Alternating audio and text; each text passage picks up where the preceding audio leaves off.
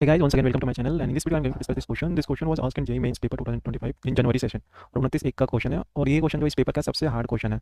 इस पे आपको कंजर्वेशन ऑफ एंगुलर मोमेंटम के बारे में पता होगा तब कर सकते हो, प्लस में आप कुछ अगर ट्रायंगल का लॉ पता होंगे, ट्रायंगल का मिड पॉइंट पता होगा तब जाके आपके ये क्वेश्चन सॉल्व होगा। क्वेश्चन देखते हैं क्या है। 3 equal masses m are kept at the vertices a b c of a triangle of the side a in the free space at equal to 0 they are given initial velocity va पे जो है वो v not दिया और ac के long direction है, direction उसका ac के लॉन्ग है।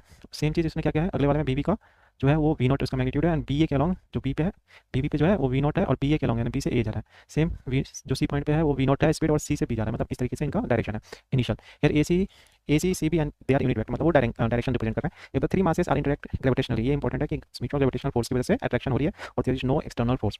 When the magnitude of the net angular momentum of the system at the point of the collision, हमें एंगुलर मोमेंटम फाइंड करना है जब कोलिजन हो रहा है। तो इस क्वेश्चन को करने के लिए हमें ये यहाँ पे हिंट दिया है कि अगर क्या है कि इंटरनल जो वो है फोर्स है वही प्रेजेंट है, एक्सटर्नल फोर्स कोई नहीं है। तो एक्सटर्नल फोर्स नहीं है, दैट मीन्स कि हम क्या कर सकते हैं इसमें एंगुलर मोमेंटम कंजर्व रहेगा। दैट मीन्स क्या होगा, जब कोलिजन पे एंगुलर मोमेंटम होगा और जो सी पॉइंट पे स्टार्ट किया था उस टाइम जो एंगुलर मोमेंटम होगा दोनों इक्वल होगा। यानी कि अगर हम वर्टिस पे जो एंगुलर मोमेंटम वो निकाल लें तो वही कोलिजन के टाइम पे ही वो वाला एंगुलर मोमेंटम होगा।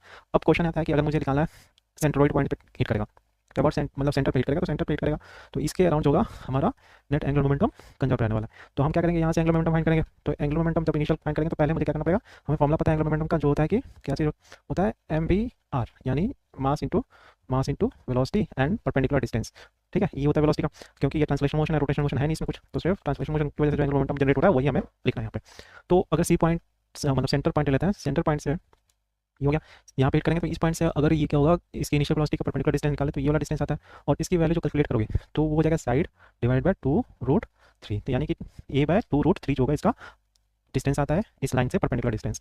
अब देखते हैं, अब मोमेंटम अगर मैं निकालूं सिंगल पार्टिकल का निकाल लेता हूँ और बाकी का देखेंगे तो सबका डिस्टेंस सेम ही होगा, परपेंडिकुलर वाली लाइन से जो होगी लेंथ होगी सेम ही होगी, यानी सेम एक का निकाल के सबको ऐड कर दें या 3 से मल्टीप्लाई कर दें क्योंकि डायरेक्शन जो होगा सबका सेम ही है। यहाँ से देखोगे आप डायरेक्शन निकालोगे तो r×p तो इधर ही आएगा, इसका भी आपका ऐसे आएगा, इसका भी ऐसे आएगा, यानी सबका एंटी क्लॉकवाइज में आ रहा है, यानी कि सबको ऐड कर सकते हैं हम। तो हम क्या करेंगे, इसको एक का फाइंड कर लेते हैं सबसे।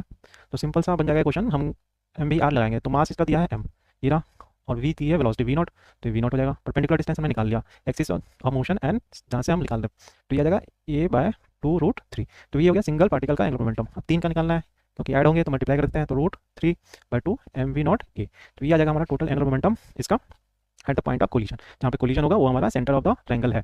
तो सेंटर ऑफ ट्रायंगल हमने पहले उससे डिस्टेंस निकाला, परपेंडिकुलर डिस्टेंस, वेलोसिटी के डायरेक्शन का, इनिशियल वेलोसिटी के डायरेक्शन का, और फिर इनिशियल मोमेंटम निकाला, एंगुलर मोमेंटम निकाला, और वही उनको पूरा सिस्टम का निकाल लिया और वही रहेगा जब कोलिजन नहीं होगा because there is no external force. तो ये जो हमारा आंसर करेक्ट आंसर हो जाएगा ऑप्शन थर्ड, जो ऑप्शन है वो करेक्ट ऑप्शन होगा। तो इसका